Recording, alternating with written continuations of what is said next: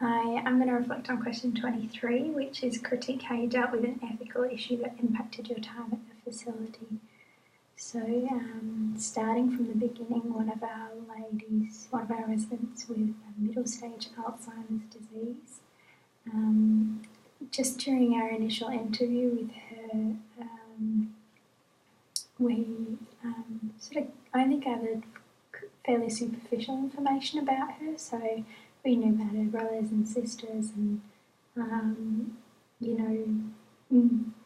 who she sort of is and, where her room is in the home and what she's got in her room. But as soon as we started to delve a bit deeper and we asked about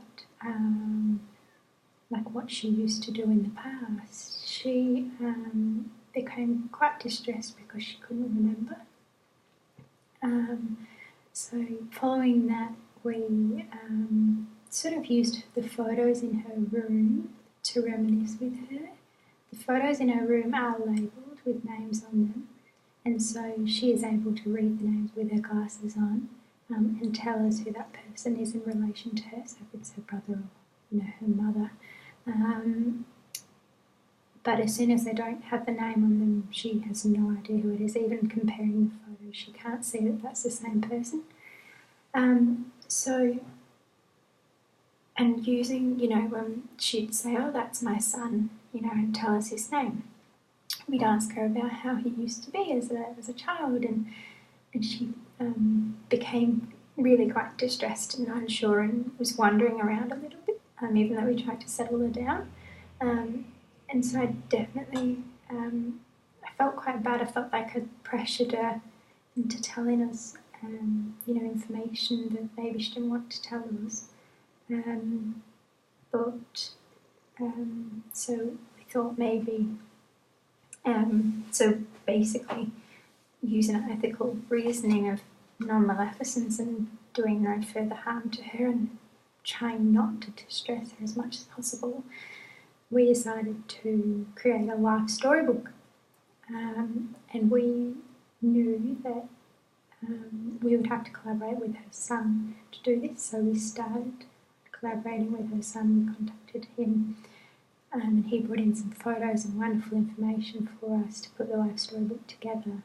And then we made it with her. So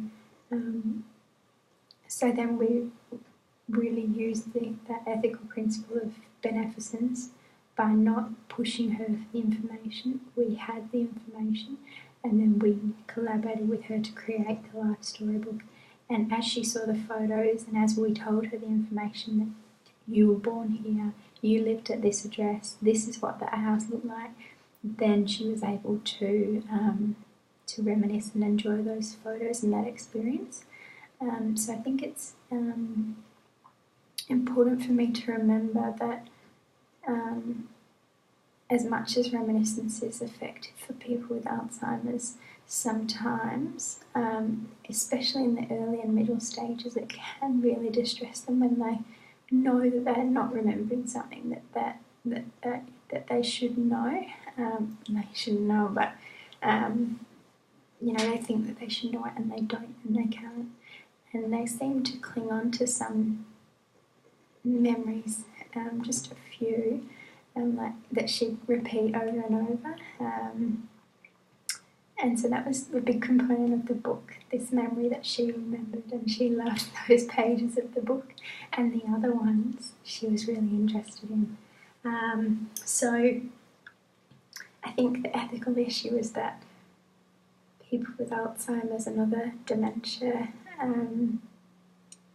they may become distressed when we're asking them about their past and their memories.